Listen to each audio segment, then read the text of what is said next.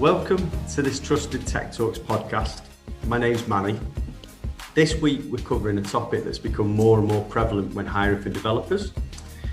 Some clients are wanting to hire a front-end or back-end specialist developer that just specialise in either the front-end or the back-end specifically. And some clients are still looking for full-stack developers. They're harder and harder for us to find out there in the marketplace. And this has led to the question, which is, does a full-stack developer really exist? So to get some opinions from the experts, we've got Tolly and Jonnie Barnes from Cinch with us today to educate us further on their views and opinions. So how are you both today? Good, thank you, Manny, for introducing us. Hi. Really good, thanks. Great. Before we jump into the discussion, can you give us an overview of both of your experiences and backgrounds and where you're working right now and what your roles are within those businesses? So Jonnie, do you want to go first? Sure. So hi, I'm Jonnie Barnes. I'm a head of engineering here at Cinch. I've been at Cinch since April 2020, so a little over a year, and surprisingly that makes me considered part of the furniture for our organization. We've grown pretty rapidly over the year. I've got kind of a history in automotive and finance background as an engineer. Joined Cinch as the technical lead, and in November myself and a couple of peers kind of got to step up to the roles. We expanded out a little bit to become heads of engineering, and ultimately we're there to facilitate and enable tribes and make sure that we can collaborate and have cross-functional workspaces and make sure basically that product engineering can be as efficient as possible. Great, thank you, Jonnie. And Tolly, if you'd like to pronounce your full name if people are looking at you on LinkedIn. My full name is Apostolos Daniel Apostolidis. I obviously, if you kind of judge from the name, I grew up in Greece, but I have a Greek dad and an English mum from County Durham. So I'm half British, half Greek. My background is not software engineering as much. I studied mathematics and mathematical physics. I kind of became software engineer by chance. I started in the software industry working on optimization engines, and because I'd studied mathematics, but then I'm now 10 years in the industry. I worked in different roles at different periods of time and different levels of the stack. I started at Cinch. It's almost 2 years ago now. It sounds crazy there, Manny, but when I started, there's about 10 people in a room in City Tower in Manchester. And I started as a subject matter expert on DevOps because we thought we wanted to start with DevOps, DevOps first mindset. And therefore we hired someone focusing on DevOps. So I've worked a few roles since, and now I'm a principal engineer focusing on DevOps, and with everything that means, I guess. I don't know, everything, practices, culture, ways of thinking about delivering software, maintaining, operating software. That's it. Great, thanks, Tolly.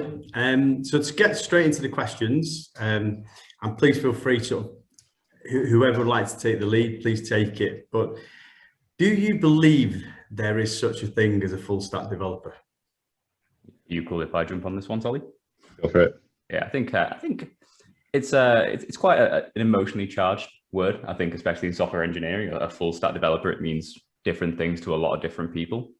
In terms of working across different technologies, in terms of full stack, yeah, I think it's a real thing. We use the terminology kind of T-shapes, and the reason we say that is we kind of want people who have an expertise or kind of passion or experience in one area in particular, but they're happy to branch out into other areas. So for example, a backend engineer coming into Cinch, we want them to feel comfortable working on the front end space, as well as in the kind of automation and infra space as well.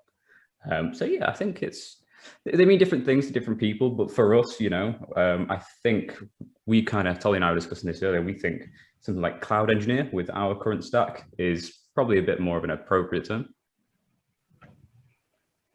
Yeah, I think I agree with John there. Over the years, full stack engineer has been used a lot. As I said, I've probably worked in all stacks at different points in time. I would say the question if we put it in the context of where the engineer will be working, if the engineer is working in a team, especially if you're taking a team first approach where a team is the kind of minimum unit of delivery, the question is what does that engineer offer to the team? What value do they add?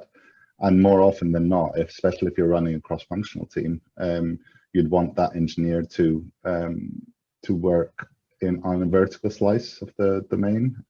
So what that means is to be able to write code and develop things and engineer things in the back end, in the front end, infrastructure, cloud configuration.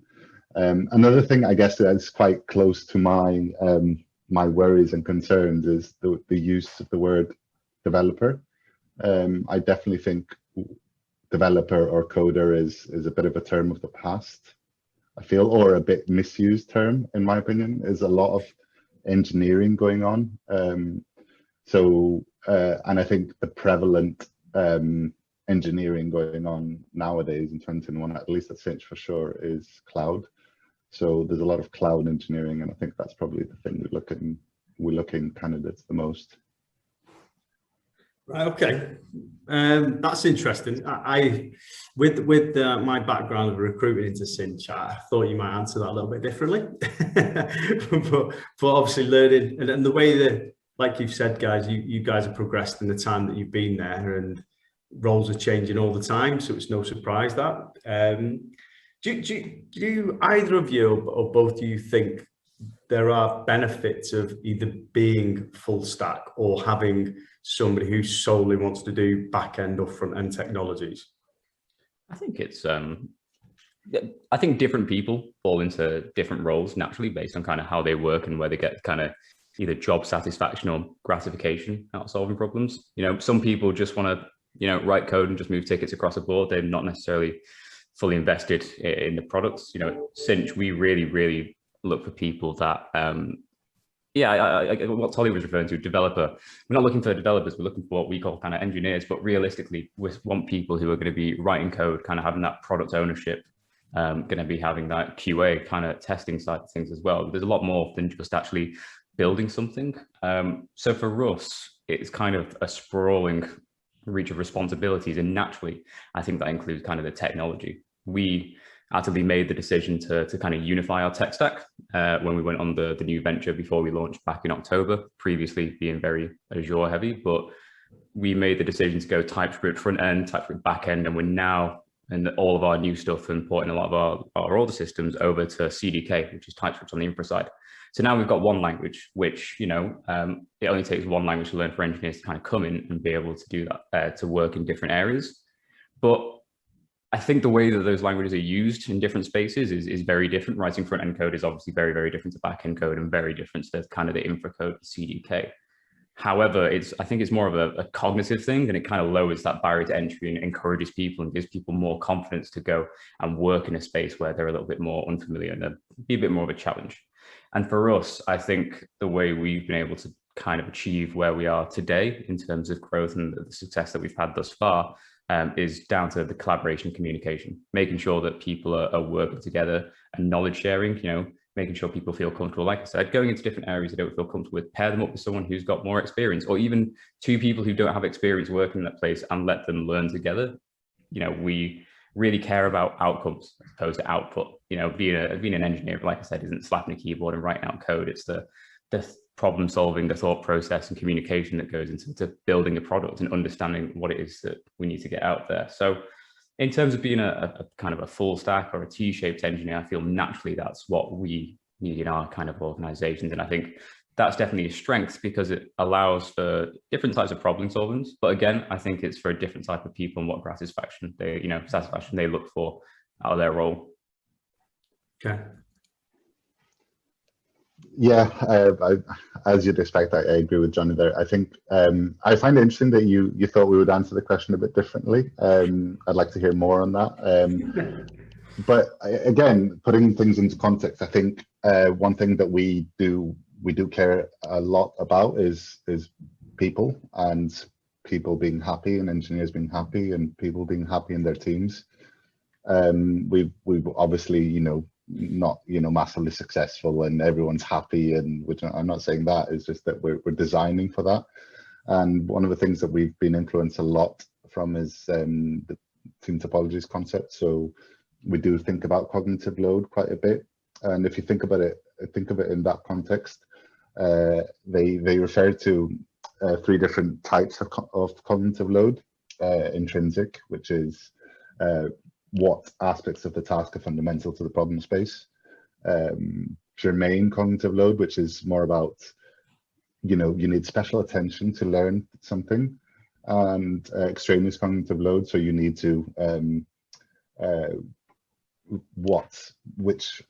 it relates to the environment in which the task is being done. So, how do I deploy this component again? So from our perspective, we want engineers to be thinking about the problems that we have as a business. So that's the germane cognitive loads. We want to optimize for that. And intrinsic and extraneous, we want to minimize. We want them not to be thinking about how to deploy things.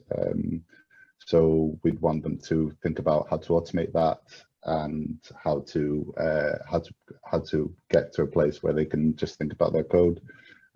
We also don't want them to be thinking about technologies and frameworks too much.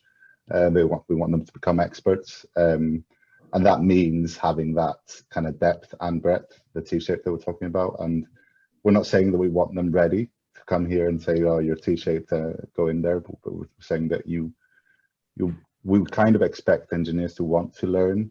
So I guess the advantage, going back to your question, is that yes, the advantages of wanting to be T-shaped or full stack is that you can focus on the things that matter. And the advantage of being a specialist is that if anything, you can share with other engineers that specialism and help them become experts as well. I think that's our biggest goal. It's not about, here, can you do this job for us? It's more about, can you give us your opinion from your experience, and we can do that together. Yeah, I think with the way you guys really live and breathe. By you guys, I mean Cinch as a business, the paired programming especially. I just think it's something that I've definitely had feedback from, is just everyone's there to upskill each other, and you don't need to be a certain job title or a certain role. Is everyone can help everyone, no matter what level you're coming into the business. So no, I completely understand that. In relation to the developer has probably changed quite a bit from the first few developers that were hired at Cinch to now. And also developers from when you were probably starting out developing to now. Over the next sort of 12 to 24 months, what do you think a developer will look like? I think it can be quite it could be nothing at all. It could not change at all, or it could be quite a dramatic change. Tech comes in waves. I think in terms of the long term, it's probably a little bit easier to predict, but I think ultimately kind of what Tolly was referring to earlier about lowering cognitive load and just making sure that engineers can focus on solving the problem at hand, as opposed to having to do all the celebration and decoration around, usual historical languages. I think that can be really empowering for problem solving. And I think the way in which code is written and we get code out the door is going to have to change more industry. I mean, we've adopted a serverless model because we don't want to have people to think too much about all the celebration decoration that comes around with, historical ways of deploying code, whether even that be something as recent as kind of K8s, which, a lot of people in Manchester still, advocate for and still are actually going towards. But I think cloud is definitely the way that a lot of stuff is going to go, particularly where it can do, and it isn't a security concern. But language agnosticism, I guess, right tool for the right job, and kind of anything that can go into the cloud and be used either as a serverless platform or anything from online computing services, that kind of stuff. I think that ultimately is where it's going to go. I imagine cloud engineering, like we were talking about, is going to take off a lot, where serverless, I think, is going to be a much, much bigger piece of technology. We've already kind of noticed just over the past year in Manchester, the number of places that have started adopting serverless, us being one of those as well, and kind of watching those businesses and kind of how they scaled. And you definitely do see a lot of correlation between some technical choices and their capabilities of scaling. I think there's more on kind of the ops and learning side. I think it's Holly. You can chat about that. Yeah.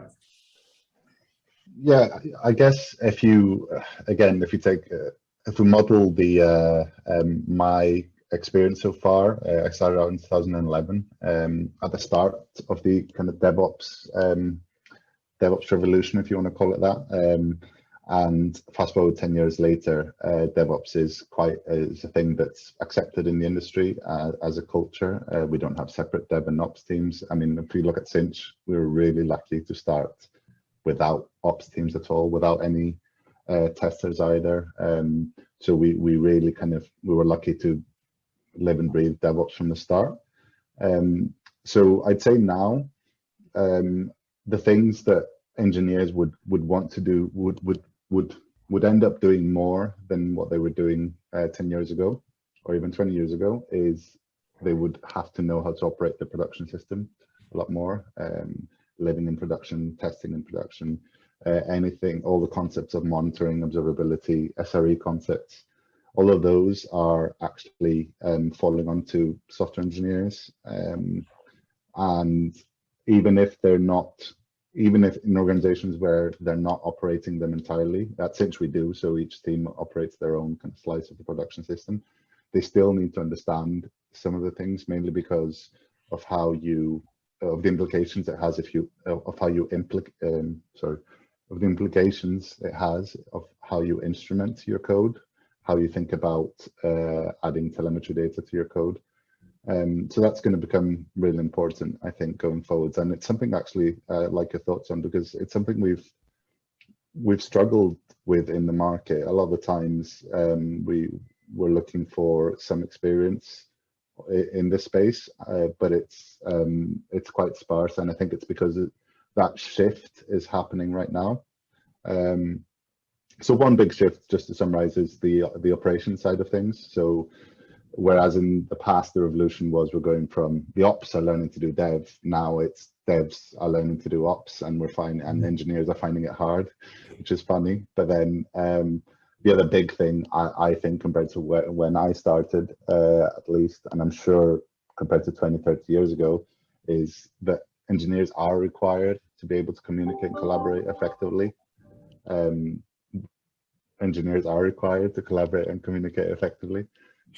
So what that means is that they don't, they can't sit in a little room and code and kind of throw it over the wall anymore.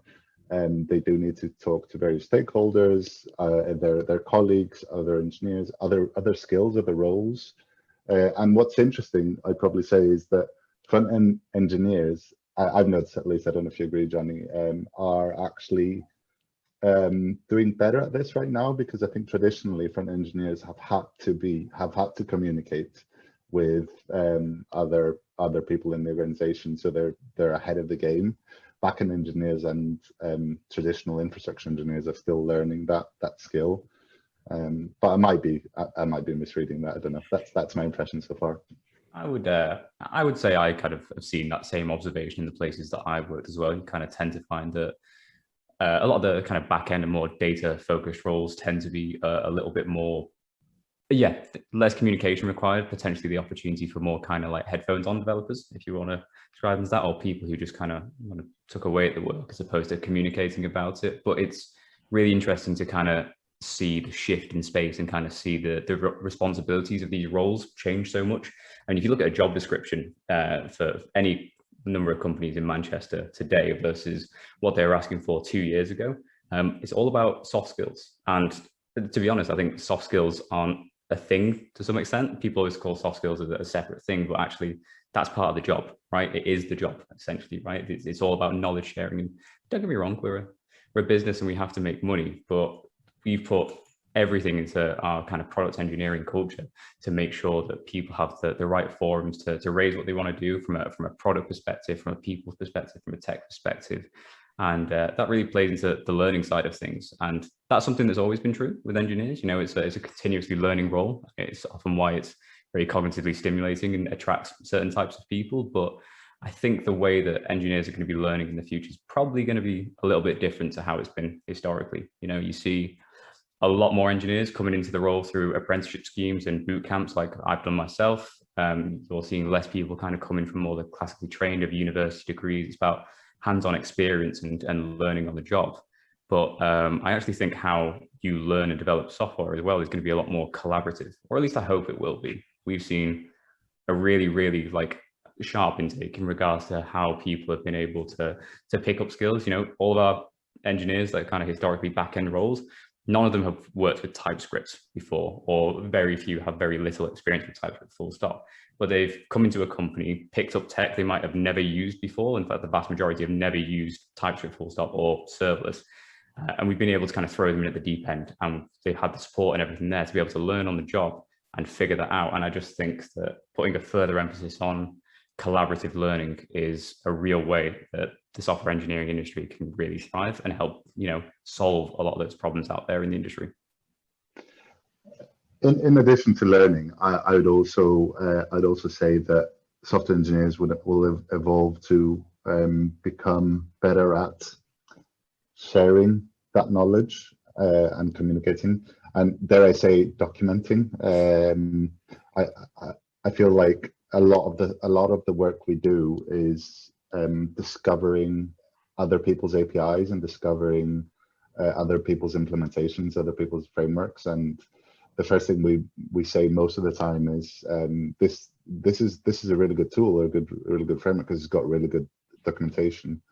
So I think there's an element of good software engineers are good writers as well, like natural language writers, not only software language writers.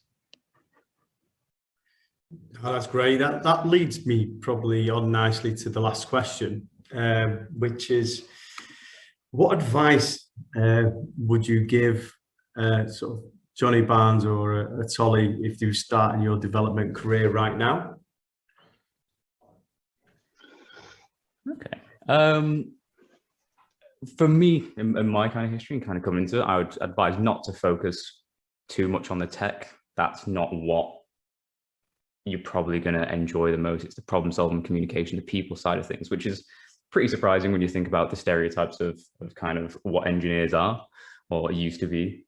But yeah, focus less on the tech and more about solutionizing problems and kind of how you communicate and work better with people to build a better environment. Obviously, working with cool tech and working with the kind of cutting and bleeding edge stuff is exciting, like we're doing, and it's definitely enabled us to kind of grow. Definitely keep an eye on that, but it's not the be all and end all of the job necessarily.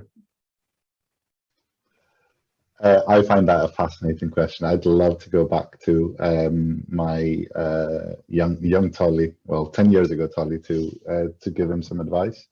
I was in a bit of a weird situation, and I'm going to say this because I feel like a lot of engineers might be in the same situation. I started as a mathematics graduate, and I've never written any industrial level code. Only ever used tools like Mathematica or tools to write my dissertation and things like that. But I was given a code base and asked to contribute. And at the time, I felt that I was learning a lot from my colleagues when I was watching them coding. And I didn't, and that was a form of pair programming, which I didn't know the concept at the time. So I guess three things I would say.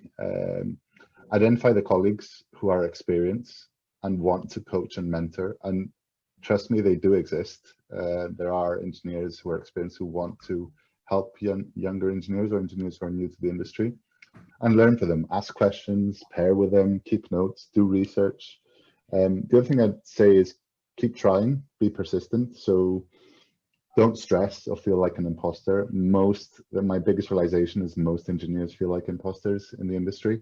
And another big thing, which actually I found by moving to Manchester, is get out in the engineering community a lot earlier. Don't feel afraid to do that. You'll find like-minded people at a similar stage of your software engineering journey, and you will be exposed to other practices. You'll be exposed to new ways of working. You'll learn things. Even if you sit there and don't say anything, it's a great way to to advance your understanding of the industry. No, definitely, Tolly. I echo that. Obviously, we met meetup, so obviously resonates, and obviously I can't remember how many years that's been now. But yeah, that was me wanting to learn more about DevOps at the time, and that was when it was still very, very new to me. But no, it was just happened to sit next to Tolly, and then obviously, however many years later, we're doing a podcast now, which is obviously great to talk about. But no, I wanted to thank you both for your input, really insightful, as always, speaking to you guys. So thank you so much for contributing today. Thank you very much for having us. It's been lovely sitting down chatting with you. Thank you for listening to this episode of Trusted Tech Talks podcast with me, Manny, and this episode's guest speakers, Tolly and Jonnie Barnes from Cinch. If you still have questions around full stack development, please feel free to get in touch via Trusted Tech Talks on LinkedIn or drop me, Manny, a direct message. Plus, make sure you don't miss out on the future episodes by following Trusted Tech Talks on LinkedIn and Spotify.